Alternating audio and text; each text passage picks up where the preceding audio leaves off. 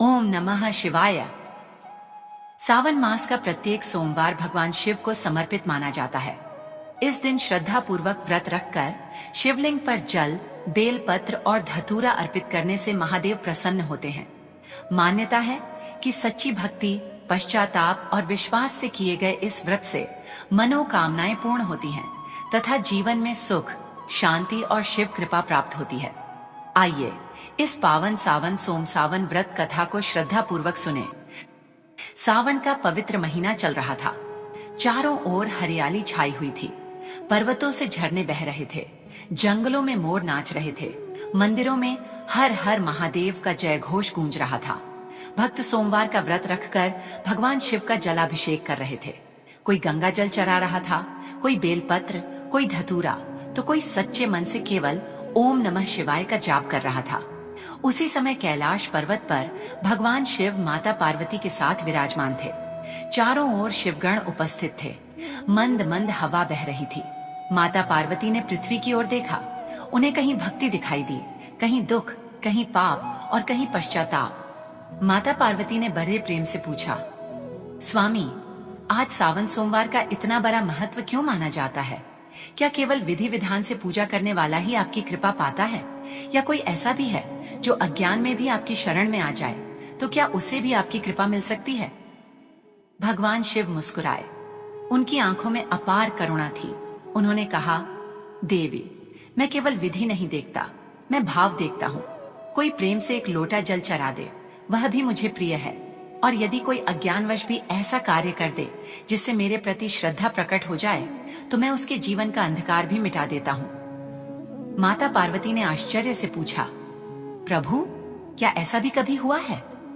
भगवान शिव बोले, हाँ देवी, आज मैं तुम्हें एक ऐसी कथा सुनाता हूँ जिसे सुनकर हर मनुष्य समझ जाएगा कि मेरी कृपा पाने के लिए बड़ा विद्वान होना आवश्यक नहीं। केवल भाग्य के साथ जागा हुआ एक क्षण भी जीवन बदल सकता है।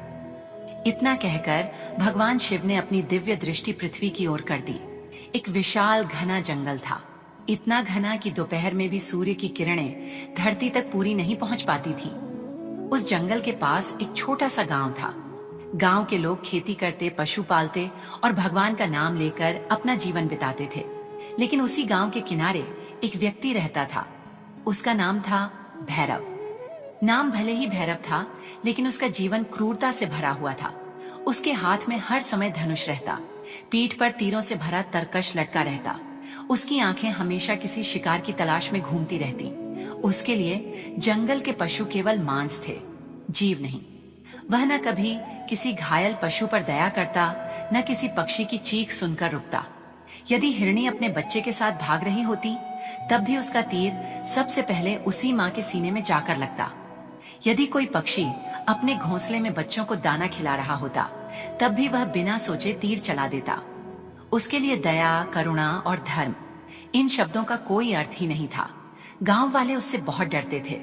बच्चों को समझाते, बेटा, शाम होने से पहले घर लौट आना, कहीं भैरव जंगल में मिल गया तो न जाने क्या कर बैठे। स्त्रियां उसे देखकर रास्ता बदल लेती। बूढ़े लोग कहते, जिस मनुष्य के हृदय से दया चली जाए, उसका जीवन धीरे धीरे अंधकार बन जाता है। लेकिन भैरव इन बातों पर केवल हंस देता।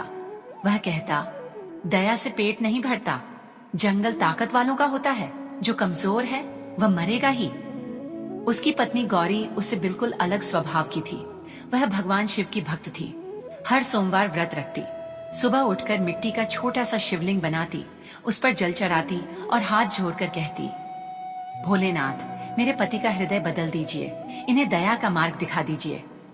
लेकिन भैरव उसकी बात सुनकर हंस पड़ता। तुम्हारे शिव अगर इतने शक्तिशाली हैं, तो पहले मुझे अमीर बना दें, फिर मानूं कि वे भगवान हैं। गौरी की आंखें भर आती। वह धीरे से कहती, धन से बड़ा मन होता है और तुम्हारा मन बहुत गरीब हो चुका है। भैरव गुस्से में घर से निकल जाता। उसे लगता था कि संसार में केवल वही सही है। उसी गांव में एक वृद्ध संत भी रहते थे। वे प्रतिदिन लोगों को धर्म का उपदेश देते। एक दिन उन्होंने भैरव को बुलाया। बेटा, हिंसा छोड़ दो। हर जीव में शिव का अंश है। जिस प्राणी का रक्त बहाते हो, उसका दर्द भी भगवान तक पहुंचता है। भैरव हंस पड़ा। अगर हर जीव में शिव हैं, तो फिर मैं इतने वर्षों से शिकार कर रहा हूँ। तुम्हारे शिव ने मेरा क्या बिगाड़ लिया? संत ने गहरी सांस ली। भगवान तुरंत दंड नहीं देते, अवसर देते हैं, लेकिन जब नियति अपना खेल खेलती है, तब सबसे बड़ा अहंकार भी मिट्टी में मिल जाता है। भैरव बिना उत्तर दिए चला गया। उसे इन बातों पर विश्वास नहीं था। दिन बीतते गए, फिर आया सावन का पहला सोमवार। पूरा गांव सुबह सुबह शिव मंदिर में एकत्र हुआ। घंटियां बज रही थीं। ओम नमः शिवाय का जाप वातावरण को पवित्र बना रहा था। हर भक्त उपवास रखकर भगवान शिव का अभिषेक कर रहा था। गौरी ने भी व्रत रखा। उसने भैरव से हाथ जोड़कर कहा, आज सावन सोमवार है, कम से कम आज किसी जीव की हत्या मत करना, आज घर पर ही रहो। भैरव ने धनुष उठाया और कठोर स्वर में बोला, यही दिन तो सबसे अच्छा है। आज सारे लोग मंदिर में होंगे, जंगल बिल्कुल खाली मिलेगा। आज बहुत बड़ा शिकार हाथ लगेगा। गौरी की आंखों से आंसू बह निकले। उसने अंतिम बार कहा, मत जाओ, मेरा मन बहुत अशुभ संकेत दे रहा है। लेकिन भैरव ने उसकी एक न सुनी। वह धनुष कंधे पर रखकर जंगल की ओर चल पड़ा। उसे क्या पता था कि आज का दिन उसके जीवन का सबसे बड़ा मोड़ बनने वाला है। जिसे वह साधारण सोमवार समझ रहा था, वही दिन उसकी आत्मा को बदल देगा। और नियति उसके लिए ऐसा खेल खेलने वाली थी जिसकी उसने कभी कल्पना भी नहीं की थी। भैरव तेज कदमों से जंगल के भीतर बढ़ता चला गया। उसके कंधे पर धनुष था, पीठ पर तीरों से भरा तरकश, और मन में केवल एक ही विचार था, आज कोई बड़ा शिकार हाथ लगना ही चाहिए। उधर गांव के शिव मंदिर में घंटे घड़ियाल बज रहे थे। ओम नमः शिवाय, हर हर महादेव। भक्तजन भगवान शिव का जलाभिषेक कर रहे थे। कोई बेलपत्र अर्पित कर रहा था, कोई दूध चढ़ा रहा था। पूरा वातावरण भक्ति से भर चुका था। लेकिन उसी समय जंगल के भीतर भैरव एक मासूम हिरण का पीछा कर रहा था। अचानक उसकी नजर एक सुंदर हिरण पर पड़ी। आज तो भाग्य खुल गया। उसने मुस्कुराते हुए धनुष पर तीर चढ़ाया। जैसे ही उसने तीर छोड़ा, हिरण बिजली की गति से झाड़ियों में गायब हो गया। तीर एक चट्टान से टकराकर टूट गया। भैरव क्रोध से चीख उठा, भाग गया। आज तक कोई शिकार मेरे हाथ से नहीं बचा था। वह और भीतर जंगल में दौड़ पड़ा। लेकिन आज कुछ अजीब हो रहा था। जहां भी वह जाता, शिकार उसकी आंखों के सामने से ओझल हो जाता। कभी हिरण दिखाई देता तो अगले ही पल घने पैरों में गायब हो जाता। कभी जंगली खरगोश दिखता तो बिल में घुस जाता। कभी पक्षी निशाने पर आता तो उड़ जाता। पूरा दिन बीत गया, एक भी शिकार उसके हाथ नहीं लगा। भैरव पहली बार इतना परेशान हुआ। उसने झुंझलाकर कहा, यह कैसा दिन है? क्या पूरा जंगल मेरा मजाक उड़ा रहा है? उसी समय आकाश में काले बादल घिरने लगे। तेज हवाएं चलने लगी। पैरों की शाखाएं डरावनी आवाज करने लगी। कुछ ही क्षणों में मूसलाधार वर्षा शुरू हो गई। बिजली इतनी जोर से चमक रही थी कि पूरा जंगल पल पल के लिए उजाला और फिर गहरे अंधकार में डूब जाता। भैरव ने इधर उधर देखा। अब लौटने का रास्ता भी दिखाई नहीं दे रहा था। वह पहली बार डर गया। मैं किस दिशा से आया था? बारिश लगातार बढ़ती जा रही थी। कुछ ही देर में छोटे छोटे रास्ते पानी से भर गए। जंगल की मिट्टी दलदल बन गई। भैरव कई बार फिसला। उसके कपड़े पूरी तरह भीग चुके थे। उसके पास खाने के लिए कुछ भी नहीं था। सुबह से उसने एक दाना भी नहीं खाया था। प्यास भी लगी थी, लेकिन चारों ओर केवल बरसाती पानी था। उसे पत्नी गौरी की बात याद आई। आज मत जाओ, मेरा मन अशुभ संकेत दे रहा है, उसने पहली बार मन ही मन कहा। काश आज उसकी बात मान ली होती, लेकिन अब बहुत देर हो चुकी थी। संध्या धीरे धीरे रात में बदल गई। जंगल में भेड़ियों की आवाज गूंजने लगी। कहीं शेर दहाड़ रहा था, कहीं सियार रो रहे थे, कहीं उल्लू की भयावह आवाज सुनाई दे रही थी। भैरव का साहस टूटने लगा। उसे अपनी जान का डर सताने लगा। तभी उसकी नजर एक बहुत पुराने बेल के वृक्ष पर पड़ी। वृक्ष विशाल था। उसकी घनी शाखाएं वर्षा से कुछ बचाव कर सकती थीं। भैरव तुरंत उस पर चढ़ गया। उसने सोचा, आज की रात किसी तरह यहीं काटनी होगी। नीचे उतरना मौत को बुलाना है। वह एक मोटी शाखा पर बैठ गया। बारिश अब भी रुकने का नाम नहीं ले रही थी। तेज हवा के कारण बेल के पत्ते बार बार हिल रहे थे। भैरव ठंड से कांप रहा था। भूख से उसका पेट जल रहा था। नींद भी आ रही थी, लेकिन नीचे हिंसक जानवर घूम रहे थे। इसलिए वह सो नहीं सकता था। नींद भगाने के लिए वह बार बार बेल की छोटी छोटी टहनियां तोड़कर नीचे फेंकने लगा। कभी एक पत्ता, कभी दो पत्ते, कभी पूरी छोटी डाल। उसे बिल्कुल भी पता नहीं था कि जिस बेल के पैर पर वह बैठा है, उसके ठीक नीचे घनी घास और मिट्टी से ढका एक अत्यंत प्राचीन शिवलिंग स्थापित था। वर्षों पहले किसी आर्ष ने वहां तपस्या की थी। समय बीतने के साथ वह शिवलिंग जंगल की मिट्टी में छिप गया था। आज भी उस स्थान पर भगवान शिव की अदृश्य कृपा विद्यमान थी। भैरव द्वारा तोड़े गए बेलपत्र एक एक करके सीधे उसी शिवलिंग पर गिर रहे थे। वर्षा का निर्मल जल पैरों से टपकता हुआ उसी शिवलिंग का अभिषेक कर रहा था। ऊपर बैठा भैरव कुछ नहीं जानता था, उसे तो केवल अपनी जान बचानी थी। लेकिन नीचे भगवान शिव की पूजा अपने आप होती जा रही थी। कैलाश पर्वत पर माता पार्वती ने यह अद्भुत दृश्य देखा। उन्होंने मुस्कुराकर भगवान शिव से कहा, प्रभु, ये तो वही शिकारी है जिसने जीवन भर हिंसा की है। आज यह अनजाने में आपके ऊपर बेलपत्र अर्पित कर रहा है। भगवान शिव ने शांत स्वर में उत्तर दिया, देवी, मैंने कहा था ना, मैं केवल भाव ही नहीं अवसर भी देखता हूँ। अभी इसका हृदय पूरी तरह नहीं बदला है, लेकिन नियति इसकी आत्मा का द्वार खोलने वाली है। माता पार्वती ने पूछा, क्या आज इसकी परीक्षा होगी? महादेव बोले, हाँ देवी, आज की यह रात्रि इसके जीवन की सबसे लंबी और सबसे पवित्र रात्रि बनने वाली है। यह भूखा भी रहेगा, प्यासा भी रहेगा, पूरी रात जागेगा भी और बिना जाने मेरा अभिषेक भी करेगा। लेकिन अभी इसकी सबसे बड़ी परीक्षा बाकी है। वही परीक्षा तय करेगी कि यह केवल जीवित रहेगा या वास्तव में नया जीवन पाएगा। उधर बेल के वृक्ष पर बैठा भैरव ठंड से कांप रहा था। उसने एक और मुट्ठी भर बेलपत्र तोड़े और नीचे गिरा दिए।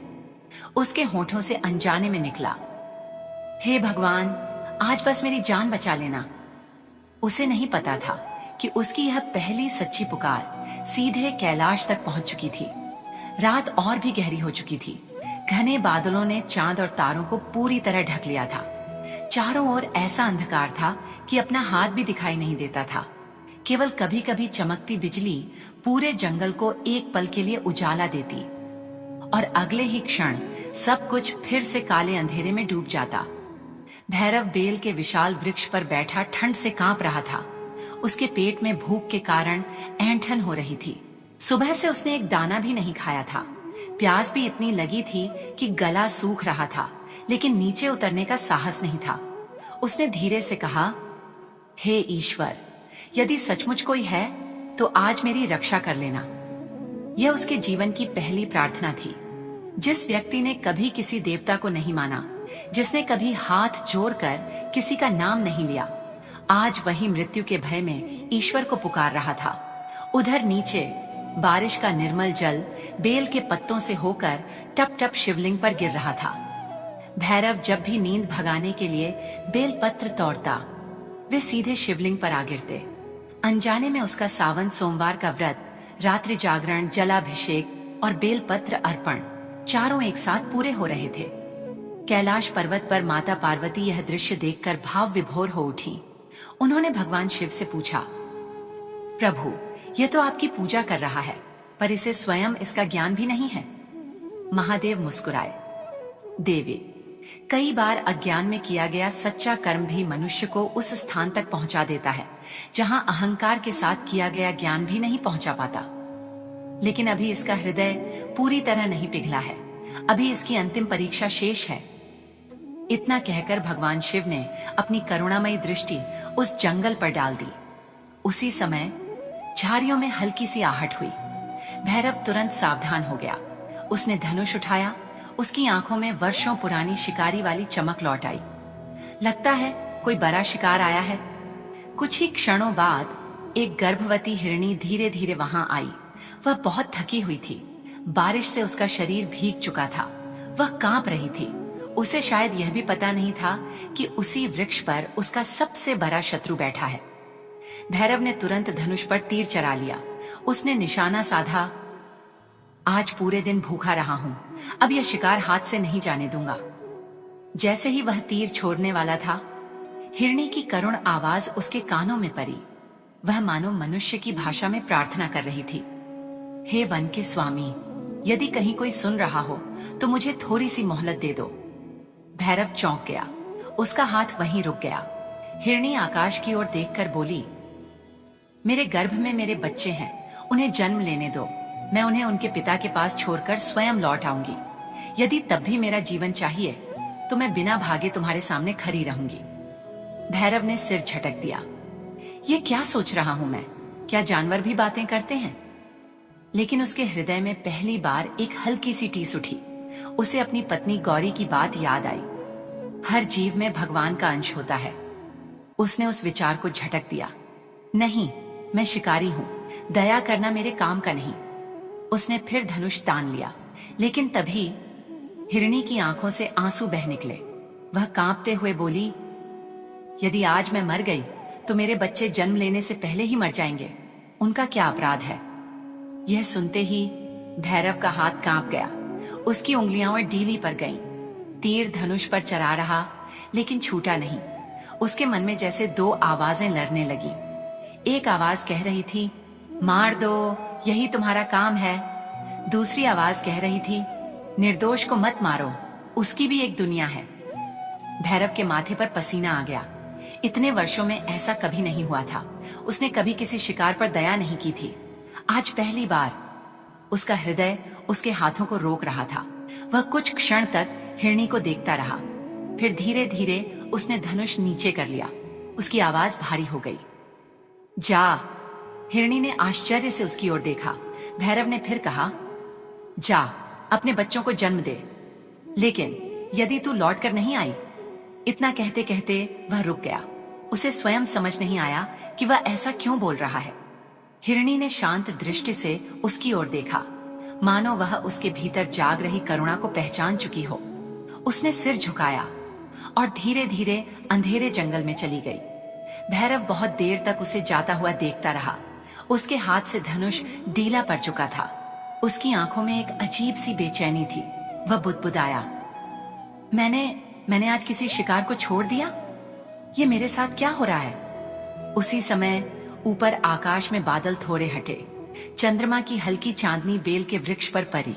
नीचे शिवलिंग पर गिरे बेलपत्र चमक उठे और कैलाश पर बैठे भगवान शिव ने मंद मुस्कान के साथ कहा, देवी, इसके पत्थर जैसे हृदय में पहली दरार पड़ चुकी है। अब करुणा का स्रोत स्वयं फूटेगा। माता पार्वती की आंखों में भी करुणा भर आई। उन्होंने कहा, प्रभु, क्या यह सचमुच बदल जाएगा? भगवान शिव ने उत्तर दिया, जो मनुष्य एक बार किसी दूसरे के दुख को अपना दुख समझ ले, उसका नया जन्म उसी क्षण शुरू हो जाता है। उधर भैरव को अभी भी यह नहीं पता था कि उसके जीवन की सबसे बड़ी परीक्षा अभी समाप्त नहीं हुई है। रात अभी बाकी थी और नियति उसके सामने ऐसा दृश्य लाने वाली थी जो उसकी आत्मा को हमेशा के लिए बदल देगा। रात्रि का तीसरा प्रहर आरंभ हो चुका था। बारिश अब धीमी हो गई थी, लेकिन बेल के पत्तों से टप टप गिरती जल की बूंदें अब भी नीचे स्थित प्राचीन शिवलिंग का अभिषेक कर रही थीं। भैरव उसी बेल वृक्ष की शाखा पर बैठा था।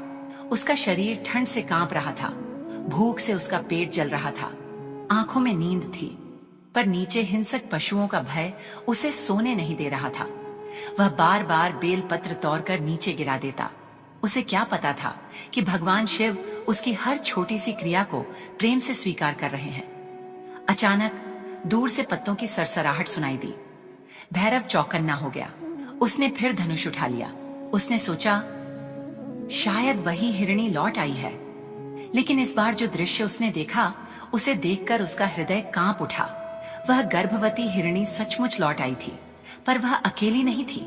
उसके साथ एक सुंदर हिरण था और उसके पीछे दो छोटे छोटे नवजात शावक लड़खड़ाते हुए चल रहे थे। भैरव की आंखें फैल गईं। यह सचमुच लौट आई। हिरणी धीरे धीरे उस बेल वृक्ष के नीचे आकर खड़ी हो गई। उसने ऊपर देखकर शांत स्वर में कहा, हे शिकारी, मैंने तुमसे वचन दिया था। मैं अपने बच्चों को उनके पिता के पास छोड़कर लौट आऊंगी। मैं अपना वचन निभाने आई हूं। भैरव स्तब्ध रह गया। उसने अपने जीवन में कभी ऐसा दृश्य नहीं देखा था। जिस प्राणी को उसने केवल शिकार समझा, वही आज मनुष्य से भी बढ़कर सत्य और धर्म निभाने आया था। तभी वह हिरण आगे बढ़ा। उसने मानो विनती करते हुए कहा, यदि किसी एक का जीवन लेना ही है तो पहले मेरा जीवन ले लो। मेरे बिना यह परिवार कैसे जी पाएगा। इतने में हिरणी बोली, नहीं, पहले मुझे मारो, मेरे पति बच्चों का पालन कर लेंगे। तभी दोनों छोटे छोटे शावक अपनी माँ के सामने आकर खड़े हो गए। उनकी मासूम आंखों में आंसू थे, मानो वे कह रहे हों, यदि हमारी माँ पिता नहीं रहेंगे तो हम भी जीवित नहीं रहेंगे। ये दृश्य देखकर भैरव के भीतर वर्षों से जमा कठोरता टूटने लगी। उसकी आंखों के सामने एक एक करके वे सभी पशु आने लगे जिन्हें उसने निर्दयता से मार डाला था। उसे वह हिरणी याद आई जो अपने घायल बच्चे के पास तड़प रही थी। उसे वह पक्षी याद आया जिसके घोंसले से उसने बच्चों के सामने ही मां को मार गिराया था। उसे वह मासूम खरगोश याद आया जो मरते समय दर्द से तड़प रहा था। आज पहली बार उसे उन सब की पीड़ा महसूस होने लगी। उसके हाथ कांपने लगे। धनुष उसके हाथ से छूटकर नीचे गिर गया। भैरव फूट फूट कर रो पड़ा। वह जोर से चिल्लाया, नहीं, मैं कितना बड़ा पापी हूं। मैंने जीवन भर निर्दोष प्राणियों का रक्त बहाया। मैंने कभी नहीं सोचा कि इनके भी परिवार होते हैं, इनके भी बच्चे होते हैं, इनकी भी आंखों में सपने होते हैं। उसके आंसू लगातार बहने लगे। वह बेल की शाखा पकड़कर रोता रहा। उसकी आंखों से गिरते आंसू बेल पत्रों के साथ नीचे स्थित शिवलिंग पर गिर रहे थे। वह बार बार कह रहा था, हे अज्ञात भगवान, यदि कहीं हो तो मुझे क्षमा कर दो। मैंने जीवन भर केवल पाप किए हैं। आज समझ आया है कि सबसे बड़ा बल किसी की जान लेना नहीं, बल्कि किसी का जीवन बचाना है। कैलाश पर्वत पर भगवान शिव ने यह दृश्य देखा। माता पार्वती की आंखें भी नम हो गईं। उन्होंने कहा, प्रभु, इसका हृदय तो पूरी तरह बदल गया। भगवान शिव ने करुणा से कहा, देवी, यही तो सावन सोमवार का सच्चा फल है। उपवास केवल शरीर का नहीं होता। वास्तविक व्रत तो तब पूरा होता है जब मनुष्य अपने भीतर के क्रोध, हिंसा और अहंकार का त्याग कर दे। उधर नीचे हिरणी, हिरण और दोनों शावक शांत भाव से खड़े थे। भैरव ने कांपते हुए हाथ जोड़ दिए। उसने पहली बार किसी पशु के सामने सिर झुका दिया। मुझे क्षमा कर दो। आज से मेरे हाथ कभी किसी निर्दोष जीव पर नहीं उठेंगे। मैं प्रतिज्ञा करता हूं, आज के बाद मेरा धनुष केवल जंगल की रक्षा करेगा, किसी प्राणी की हत्या नहीं। इतना कहते ही अचानक पूरे जंगल में एक अद्भुत प्रकाश फैल गया। हवा में दिव्य सुगंध फैलने लगी। बेल वृक्ष की शाखाएं अपने आप हिलने लगीं। ओम नमः शिवाय। यह दिव्य ध्वनि चारों दिशाओं में गूंज उठी। भैरव ने आश्चर्य से चारों ओर देखा। उसे समझ नहीं आया कि यह अलौकिक प्रकाश कहां से आ रहा है। और तभी उसके सामने कुछ ऐसा होने वाला था जिसकी कल्पना उसने अपने पूरे जीवन में कभी नहीं की थी। पूरा जंगल दिव्य प्रकाश से जगमगा उठा। अभी कुछ क्षण पहले तक जहां केवल अंधकार, वर्षा और भय था, वहीं अब चारों ओर अद्भुत शांति फैल गई। हवा में ऐसी सुगंध थी मानो हजारों कमल एक साथ खिल उठे हों। बेल के वृक्ष की शाखाएं बिना हवा के धीरे धीरे झूमने लगीं। भैरव का हृदय तेजी से धड़क रहा था। उसने कांपते हुए नीचे देखा। जहां उसका धनुष गिरा था, वहीं मिट्टी और सूखे पत्तों के बीच एक प्राचीन शिवलिंग दिखाई दे रहा था। वह आश्चर्य से भर उठा। यह शिवलिंग यहाँ कैसे? वर्षा का जल अब भी उस शिवलिंग पर गिर रहा था। बेल पत्रों का ढेर उसके ऊपर चढ़ चुका था। तभी भैरव के मन में एक एक बात स्पष्ट होने लगी। मैं पूरी रात इसी वृक्ष पर बैठा था। मैं भूखा भी रहा। मैंने जल भी नहीं पिया। मैंने पूरी रात जागकर बेलपत्र तोड़े। उसकी आंखें फैल गईं। तो क्या मुझसे अनजाने में भगवान शिव की पूजा हो गई? यह सोचते ही उसका सिर अपने आप झुक गया। वह वृक्ष से नीचे उतर आया। जैसे ही उसने पहली बार उस शिवलिंग को अपने हाथों से स्पर्श किया, उसका पूरा शरीर कांप उठा। उसकी आंखों से आंसू बहने लगे। वह शिवलिंग से लिपटकर फूट फूट कर रो पड़ा। भोलेनाथ, मैंने आपको कभी नहीं माना। मैंने कभी आपका नाम नहीं लिया। मैंने जीवन भर केवल पाप किए। फिर भी आपने मुझे अपने द्वार से खाली नहीं लौटाया। उसकी रुलाई रुक ही नहीं रही थी। वह बार बार अपना सिर शिवलिंग पर रखकर कह रहा था, मुझे क्षमा कर दीजिए। मैं उन सभी प्राणियों से क्षमा मांगता हूँ जिनकी हत्या मैंने अपने स्वार्थ के लिए की। यदि मेरे जीवन में अब भी कोई आशा बची है तो मुझे ऐसा मार्ग दिखाइए जिससे मैं अपने पापों का प्रायश्चित कर सकूं। उसी क्षण आकाश में बादल गरजे, लेकिन यह सामान्य गर्जना नहीं थी। पूरा वन ओम की दिव्य ध्वनि से गूंज उठा। एक तेजस्वी प्रकाश शिवलिंग से निकलने लगा। भैरव ने अपनी आंखें बंद कर ली। कुछ ही क्षण बाद उसने अपने सामने एक दिव्य स्वर सुना, भैरव। वह कांप उठा। धीरे धीरे उसने आंखें खोली। उसके सामने भगवान शिव प्रत्यक्ष रूप में तो नहीं, लेकिन दिव्य ज्योति के रूप में प्रकट थे। जटाओं से गंगा जी प्रवाहित हो रही थी। मस्तक पर अर्धचंद्र शोभा दे रहा था। चारों ओर दिव्य आभा फैल रही थी। भैरव तुरंत भूमि पर दंडवत लेट गया। महादेव, मैं इस योग्य नहीं हूं कि आपकी ओर देख भी सकूं। भगवान शिव का स्वर अत्यंत करुणामय था। भैरव, उठो। तुम्हारे आंसू तुम्हारे पश्चाताप के साक्षी हैं। भैरव रोते हुए बोला, प्रभु, मैंने जीवन भर हिंसा की। मैंने अनगिनत जीवों का वध किया। क्या मेरे जैसे पापी को भी क्षमा मिल सकती है?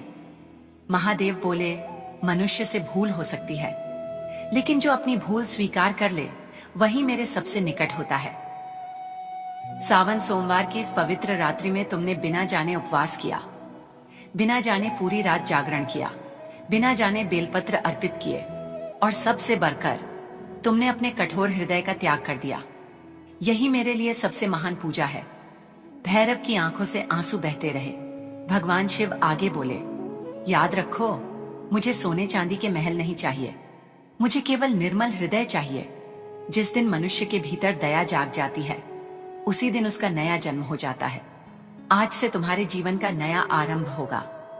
भैरव ने हाथ जोड़कर कहा, प्रभु, मुझे आदेश दीजिए, मैं अपने शेष जीवन में क्या करूं? भगवान शिव ने कहा, आज से किसी भी जीव की हिंसा मत करना, भूखे को भोजन देना, घायल पशुओं की सेवा करना, और प्रत्येक सावन सोमवार को श्रद्धा से मेरा स्मरण करना। तुम्हारे यही कर्म तुम्हारे प्रायश्चित बनेंगे। इतना कहकर दिव्य प्रकाश धीरे धीरे शांत होने लगा, लेकिन भगवान शिव की अंतिम वाणी पूरे वन में गूंजती रही। दया ही सबसे बड़ा धर्म है और क्षमा ही मेरी सबसे प्रिय पूजा। भैरव बहुत देर तक वहीं बैठा रहा। उसके चेहरे पर पहली बार शांति थी। उसी समय वह हिरणी, हिरण और दोनों छोटे शावक फिर उसके सामने आए। इस बार भैरव ने मुस्कुराकर हाथ जोड़ दिए। उसने कहा, आज से तुम सब मेरे शिकार नहीं, मेरे परिवार हो। हिरणी ने शांत दृष्टि से उसकी ओर देखा, मानो वह भी समझ गई हो कि अब उसके सामने वही पुराना निर्दयी शिकारी नहीं, बल्कि एक नया मनुष्य खड़ा है। लेकिन भैरव के जीवन की यह नई शुरुआत पूरे गांव के जीवन को भी बदलने वाली थी। पूर्व दिशा में सूर्य की पहली किरण दिखाई देने लगी। रात समाप्त हो चुकी थी। सावन सोमवार की वह पवित्र रात्रि, जिसने एक पत्थर जैसे हृदय को पिघला दिया था, अब इतिहास बनने जा रही थी। भैरव कुछ देर तक उसी प्राचीन शिवलिंग के सामने बैठा रहा। उसकी आंखें बंद थीं। उसके होठों पर पहली बार अपने आप मंत्र फूट पड़ा, ओम नमः शिवाय, ओम नमः शिवाय, ओम नमः शिवाय। उसके आंसू अभी भी रुक नहीं रहे थे। अब वे आंसू भय के नहीं, भक्ति के थे। उसने दोनों हाथ जोड़कर कहा, भोलेनाथ, मैं खाली हाथ आया था, लेकिन आज मैं नया जीवन लेकर जा रहा हूँ। मैंने जीवन भर केवल मृत्यु बांटी, अब शेष जीवन केवल सेवा करूंगा। इतना कहकर उसने अपना धनुष उठाया। कुछ क्षण उसे देखा, फिर उसी शिवलिंग के चरणों में रख दिया। उसने तरकश से सारे तीर निकालकर तोड़ दिए। उसकी आवाज भर्रा गई, आज से यह धनुष किसी निर्दोष जीव का रक्त नहीं बहाएगा। यह मेरी हिंसा का अंत है और मेरे नए जीवन की शुरुआत। उसी समय आकाश से कुछ बेल पत्र धीरे धीरे उड़ते हुए शिवलिंग पर आ गिरे। हल्की सी शीतल हवा चली, मानो स्वयं भगवान शिव उसकी प्रतिज्ञा स्वीकार कर रहे हों। भैरव गांव की ओर चल पड़ा। गांव वाले उसे देखकर हैरान रह गए।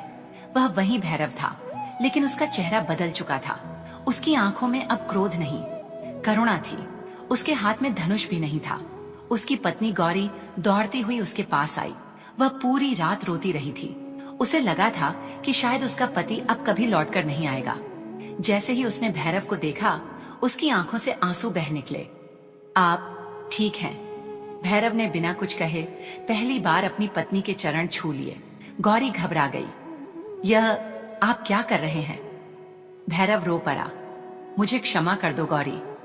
तुम वर्षों से मुझे समझाती रही, लेकिन मैं अपने अहंकार में अंधा बना रहा। आज समझ आया, तुम्हारी हर बात सच थी। गौरी भी रोने लगी। उसने भगवान शिव का नाम लिया। भोलेनाथ, आपने मेरी वर्षों की प्रार्थना सुन ली। कुछ समय बाद भैरव गांव के उस वृद्ध संत के पास पहुंचा। वह उनके चरणों में गिर पड़ा। संत मुस्कुराए। उन्होंने उसके सिर पर हाथ रखा और बोले, बेटा, मैंने कहा था ना, भगवान दंड देने में जल्दी नहीं करते, वे मनुष्य को बदलने का अवसर देते हैं। भैरव ने रोते हुए पूरी घटना सुनाई। संत की आंखें भी नम हो गईं। उन्होंने कहा, तुम्हारा जीवन अब भगवान शिव की कृपा का जीवित प्रमाण बन गया है। उस दिन के बाद पूरे गांव ने एक नया भैरव देखा। जो हाथ कभी तीर चलाते थे, वही हाथ अब घायल पशुओं पर मरहम लगाते थे। जो आंखें कभी शिकार ढूंढती थीं, वही आंखें अब भूखे और दुखी लोगों को खोजती थीं। यदि कोई पक्षी घायल मिलता, तो भैरव उसे अपने घर लाकर सेवा करता। यदि किसी किसान की गाय बीमार होती, तो सबसे पहले वही सहायता के लिए पहुंचता। जंगल में यदि कोई शिकारी आता, तो भैरव उसे समझाता, भाई, जीवन लेना बहुत आसान है, लेकिन किसी प्राणी का जीवन बचाना, यही सच्चा पराक्रम है। धीरे धीरे उसकी बातें लोगों के हृदय को छूने लगी। कई शिकारी हिंसा छोड़कर खेती करने लगे। कई लोगों ने सावन सोमवार का व्रत श्रद्धा से रखना आरंभ किया। उस जंगल के बीच जहां वह प्राचीन शिवलिंग था, गांव वालों ने मिलकर एक छोटा सा मंदिर बनवाया। हर सावन सोमवार वहां सैकड़ों दीपक जलने लगे, भजन होने लगे, रुद्राभिषेक होने लगा और लोग उस कथा को सुनने आने लगे कि कैसे एक निर्दयी शिकारी को भगवान शिव ने अपनी कृपा से बदल दिया। भैरव हर वर्ष उस मंदिर में बैठकर केवल एक ही बात कहा करता था, मैंने भगवान को आंखों से नहीं, अपनी भूल स्वीकार करने के बाद अपने हृदय में पाया है। यदि तुम्हारे जीवन में भी कोई पाप हो गया है, तो निराश मत होना। सच्चे मन से पश्चाताप करो, दया अपनाओ और भगवान शिव का स्मरण करो। भोलेनाथ अपने भक्त का अतीत नहीं देखते, वे उसका बदला हुआ हृदय देखते हैं। वर्ष बीतते गए। भैरव वृद्ध हो गया। एक सावन सोमवार की सुबह वह उसी प्राचीन शिवलिंग के सामने बैठा, ओम नमः शिवाय का जप कर रहा था। उसके चेहरे पर अद्भुत शांति थी। उसने अंतिम बार शिवलिंग पर बेलपत्र चढ़ाया और मुस्कुराकर बोला, प्रभु, उस दिन आपने एक पापी को ठुकराया नहीं, अपना लिया। अब मुझे भी अपने चरणों में स्थान दीजिए।